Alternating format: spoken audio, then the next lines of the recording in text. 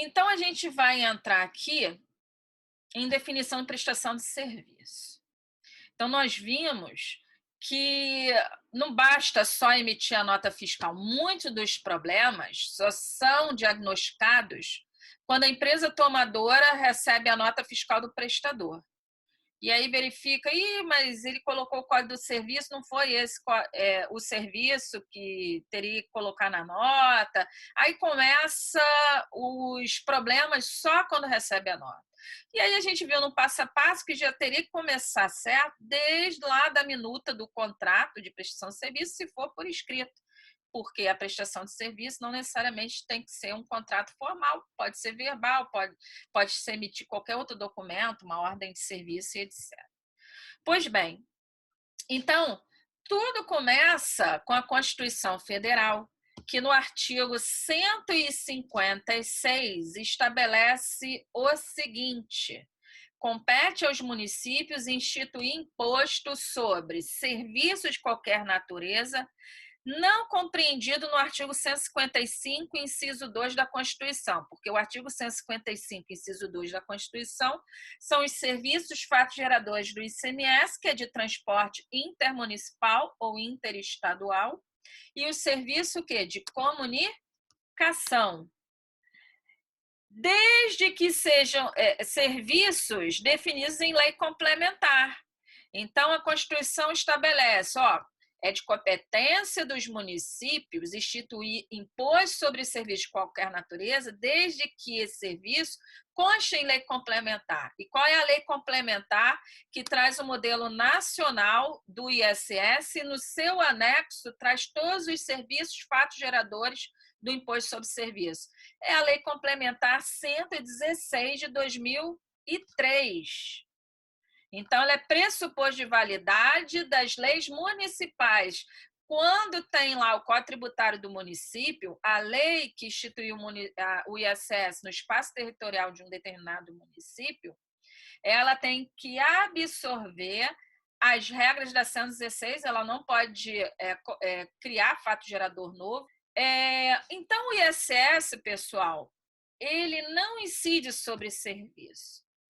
Ele incide sobre prestação de serviço, porque não adianta vocês me contratarem para eu elaborar um parecer jurídico sobre alguma questão tributária e aí eu elaboro o contrato de prestação de serviço, de parecer jurídico, eu assino, o tomador assina e eu, prestador, ficar inerte. Porque o imposto sobre serviço, ele incide não sobre o serviço, mas sobre a prestação de serviço. E o que vem a ser prestação de serviço? É a atividade caracterizada com esforço humano, obrigação de fazer e não de dar, de forma individualizada. Por que de forma individualizada? Para distinguir da industrialização, que é também um serviço, mas que é fato gerador do IPI, que resulta em produtos de forma massificada, em quantidades para introduzir no ciclo de circulação. Então, a prestação de serviço é atividade caracterizada com o esforço humano, tem que haver obrigação de fazer e não de dar. Quem contrata um serviço espera como benefício um atuar humano, realizado por alguém que se chama o quê? Prestador de serviço. E esse prestador de serviço vai prestar um serviço a outrem, a um tomador de serviço. Então, daqui você verifica que para ser fato gerador do imposto sobre serviço, esse prestador de serviço tem que prestar serviço a uma outra pessoa. Daí você verifica que não incide, não é fato gerador do ISS o autosserviço. E aí, daqui a pouquinho, a gente vai entrar em locação de bens móveis. E aí nós vamos verificar, e naqueles contratos de locação de máquina de Xerox, que durante o contrato de locação, o locador tem que manter o maquinário em perfeito estado e todo mês ele faz a manutenção desse maquinário. Mas esse maquinário é do ativo mobilizado dele. Nesse caso, essa manutenção seria serviço fato gerador do ISS? Daqui a pouquinho a gente vai verificar, mas por aqui você já pode verificar que para ser fato gerador do ISS, eu tenho que prestar serviço para outrem. Se o maquinário está no ativo da empresa, não existe ISS sobre autosserviço. Se esse maquinário, máquina de Xerox, está no ativo mobilizado da empresa locadora e ela está fazendo a manutenção para manter a locação do maquinário, mas tem que permanecer o maquinário em perfeito estado, na realidade, essa manutenção, nós vamos verificar que não vai ser fato gerador do ISS, porque, nesse caso, essa manutenção não está sendo um serviço prestado para terceiro, é um autosserviço, mas isso a gente vai dissecar daqui a pouquinho. Então, por um simples dissecamento, onde a gente, em detalhes, diz o que é prestação de serviço, várias situações nebulosas no dia a dia vão sendo solucionadas. Então, realizado por alguém, prestação de serviço, a outra em tomador de serviço, em decorrência da celebração de contrato, esse contrato pode ser verbal ou por escrito, porque a prestação de serviço no Código Civil é um contrato não solene, ele não é obrigatório ser o quê? Por escrito, mas eu aconselho que seja por escrito, porque lá você, no objeto, vai identificar qual é a prestação de serviço, onde vai ser executado esse serviço, em que município, vai identificar quem é o prestador, qual tipo de regime dele, se possível, se é empresa do regime normal ou simples nacional, para evitar vários problemas no momento que esse tomador vai receber a nota fiscal, até para ele verificar se são hipóteses de retenções de alguns tributos. Então, em decorrência de celebração de contrato que possui um conteúdo econômico, ou seja, tem que haver preço. Então eu vou burlar o fisco e estou prestando de forma gratuita para não incidir ISS. Simplesmente, nos códigos tributários dos municípios, vai lá dizer o contrato de prestação de serviço sem preço a título gratuito, ele vai exigir o ISS colocando um preço similar no mercado. E aí vai exigir esse ISS.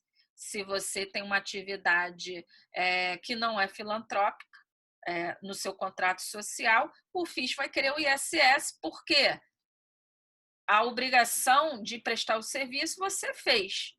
Não é porque você não está cobrando que não vai incidir o ISS, mesmo porque o fato gerador do ISS a gente acabou de verificar. É a obrigação de fazer, é a prestação de serviço. Mesmo que o tomador do serviço não pague pelo serviço, o prestador é obrigado a apurar e recolher o ISS, porque o ISS não incide sobre, na realidade, a renda. Ele incide sobre a obrigação de fazer, sobre a prestação de serviço. Executado o serviço, é fato gerador e tem que se pagar o quê? O ISS. E aí nós vamos verificar que, vou entrar aqui na Lei Complementar 116,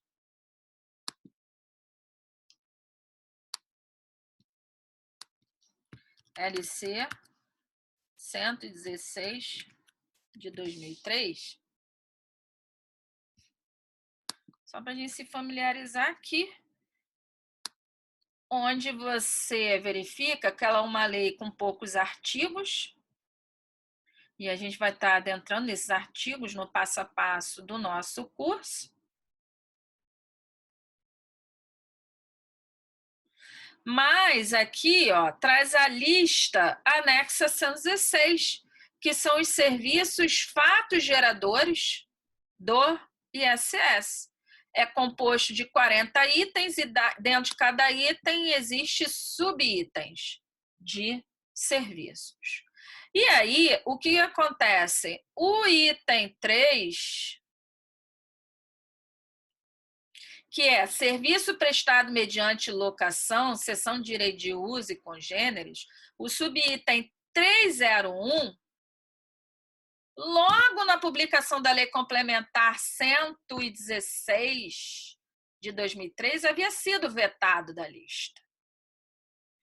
Mas por que os municípios continuaram a cobrar o ISS sobre a locação de bens móveis? Porque a Ana acabou de dizer que o ISS incide sobre prestação de serviço. E prestação de serviço é obrigação de fazer. O tomador quer como benefício o atual humano. Já a locação de bens móveis no direito civil é a cessão de direito de uso de um determinado bem, obrigação de dar.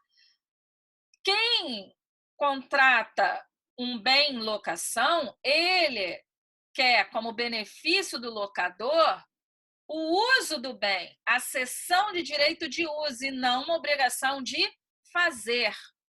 Então, por que a locação de bens móveis, apesar de ter sido vetado desde a publicação da Lei Complementar 116 de 2003 da lista de serviços, os municípios continuaram a cobrar? Os municípios aplicavam a seguinte tese: olha, o fato gerador do ISS está no item. Os subitens são meramente exemplificativos. Não é porque locação de bens móveis não está aqui relacionado que não é fato gerador. Mas o fato gerador está no item. E o item principal diz serviço prestado mediante o quê? Locação. Então, pessoal, por um bom tempo, inclusive o município do Rio, até antes dessa súmula que foi publicada em 2010, se não me engano, em que é a súmula vinculante 31 do Supremo Tribunal Federal, que estabelece o seguinte: é inconstitucional a incidência do imposto sobre serviço sobre operações de locação de bens móveis. A partir dessa súmula, que, se não me engano, foi publicada em 2010, vários municípios ainda continuaram a cobrar o ISS sobre a locação de bens móveis, só que perderam na justiça. Por quê? Súmula vinculante vincula os tribunais inferiores. Então, na época, o locador entrava um comandado de segurança na justiça e o juiz de primeira instância já concedia liminar, porque já tinha essa súmula vinculante. Os municípios cansados de perderem, eles acabaram aceitando que locação de bens móveis não incide ISS, mas cuidado, pessoal. Cuidado na feitura do contrato de locação de bens móveis, aconselho que seja por escrito, porque o ISS só não incide na locação de bens móveis pura. Vou colocar aqui no quadro branco o que vem a ser locação de bens móveis pura. Que no objeto do contrato você só está alocando maquinário, você não está fornecendo junto a mão de obra para poder manusear aquela máquina de Xerox. Você só está fazendo a locação do bem. Beleza. Se lá no objeto disser que só está alocando o bem, não vai incidir o quê? O ISS. O problema maior, pessoal, é a locação, tá? Nos contratos complexos. O que são contratos complexos? colocar aqui. Contratos complexos. São os contratos de locação de bem imóvel, mas o que? Fornecimento de mão de obra. Você está fornecendo uma pessoa para poder manusear lá o equipamento. Ah, estou colocando um veículo com motorista. O que eu aconselho nesses contratos complexos? Vamos voltar aqui para a apostila.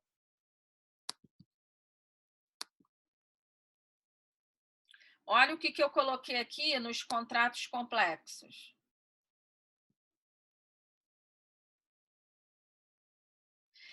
Relações complexas ou mistas. Nas relações contratuais complexas ou mistas, sendo aquelas em que há alocação de bens móveis concomitante com prestação de serviço, como exemplo, alocação de bens móveis com operadores, composta por obrigações de dar, entregar o maquinário e obrigações de fazer, operar o maquinário, a parcela contratual da locação contínua a ser hipótese de não incidência do ISS, mas a parcela referente à obrigação de fazer passará a ser fato gerador do ISS. Então, nesse caso, o que eu aconselho? Na feitura do contrato, lá no objeto, você vai separar as atividades, quais são? De locação de maquinário e de fornecimento de mão de obra, e os valores. Você vai ter que dizer R$1.000 é a locação do maquinário e R$500 o fornecimento de mão de obra. Você tem que separar, inclusive, os documentos. Porque se locação de mão de obra, locação de maquinário, locação de bem móvel, eu acabei de dizer para você que não é fato gerador do ISS, para locação, você não vai emitir nota fiscal, porque nota fiscal, nós vamos verificar em momento oportuno, é o documento que declara que houve o fato gerador de um determinado tributo, num determinado dia, mês e ano. Você só vai fazer o quê? Emitir um recibo. Já no fornecimento de mão de obra, que é fato gerador do ISS, vai emitir a nota fiscal. Então, o que eu aconselho aqui? Eu vou te dizer as autuações e qual o entendimento do judiciário e dos municípios. Desta forma, a empresa contratada deverá separar no contrato as atividades de locação de maquinário e fornecimento de mão de obra, operador, definindo o valor da locação do maquinário e da mão de obra, para que incida o ISS e, se houver retenção de tributos, somente sobre a prestação de serviço de mão de obra. E separe a prestação de serviço de mão de obra numa nota e a locação num recibo. Por que é isso? Porque é o seguinte, vamos voltar aqui para o quadro branco. O que acontece quando faz esses contratos complexos? Acontece o seguinte, ele diz lá que é locação de maquinário com operador, mas ele coloca lá, valor total do contrato, R$1.500. Se no contrato ele não separou dizendo que R$1.000 é o valor da locação e R$500 é o valor do fornecimento da mão de obra, que é o operador, o que os fiscais dos municípios fazem? Autuam cobrando o ISS quando vê que é contrato misto, não é só locação pura, é com fornecimento de mão de obra, exige o ISS sobre 1.500, porque embaralhadas atividades, se você não separou os valores no contrato para cada atividade, ele vai querer sobre o total. E na justiça você ganha, se você não separou no contrato, as atividades e os valores e os documentos, você perde. Por quê? Porque nós vamos verificar agora jurisprudências atuais do Supremo Tribunal Federal, já já a gente vai estar verificando essa instrução normativa do município do Rio de Janeiro, que fala de locação de bens móveis. E aqui você pode verificar o seguinte, ó. Visão do STF. Olha esse julgado aqui, ó, na visão do STF. A súmula vinculante 31 não exonera a prestação de serviço concomitante à locação de bens móveis do pagamento do ISS. Se houver ao mesmo tempo locação de bens móveis e prestação de serviço, o ISS incide sobre o segundo fato, que é a prestação de serviço, sem atingir um primeiro. O que a agravante, ou seja, a empresa que recorreu poderia ter discutido, mas não fez, é a necessidade de adequação da base de cálculo do tributo para refletir o vulto econômico somente da prestação, sem inclusão dos valores relacionados à locação. Mas por que ela fez isso? Ela não fez isso quando recorreu, porque o município provavelmente autuou sobre o montante total do contrato, que no meu exemplo foi 1.500. Como é que ela vai recorrer dizendo que esse auto tem que diminuir para cobrar o ISS só sobre a mão de obra, se ela não separou os valores, ela não tem uma prova documental separando esses valores? Então, não tem como buscar o seu direito na justiça. Olha esse outro julgado aqui, ó. Esse outro julgado diz, ó, a súmula 31, que assenta a inconstitucionalidade da incidência do imposto sobre serviço de qualquer natureza nas operações de locação de bens móveis, somente pode ser aplicada em relações contratuais complexas. O que é contratuais complexas? Que é locação do bem e mais o fornecimento da mão de obra. Se a locação de bens móveis estiver claramente segmentada da prestação de serviço, ou seja, no contrato as atividades têm que estar o quê? Separadas. Seja no que diz com seu objeto, seja no que concerne ao valor específico, como eu mostrei lá no quadro branco. Tem que segregar as atividades, os valores, mesmo porque os documentos são outros, e tem gente que emite lá a nota de fornecimento de mão de obra e bota lá na nota o valor da locação. Aquilo ali não está dizendo nada, porque locação não é fato gerador do ISS, não tem que estar na nota de serviço. Hipótese em que contratada a locação de maquinário e equipamentos, conjuntamente com a disponibilização de mão de obra especializada para operá-los, sem haver, contudo, previsão de remuneração específica da mão de obra disponibilizada a contratante, ou seja, baralhadas atividades de locação de bens e de prestação de serviço, não há como acolher a presente reclamação, porque ele está querendo não pagar o ISS, que diz que locação de bens móveis, ele está ensejando a súmula vinculante 31, mas não vai poder aplicar a súmula vinculante 31 para esse caso, porque não é uma locação pura, tem ISS sobre a prestação de serviço. Mas se o contrato dele está baralhado os valores, ele colocou um único valor, não separou, ele não vai ganhar isso na justiça.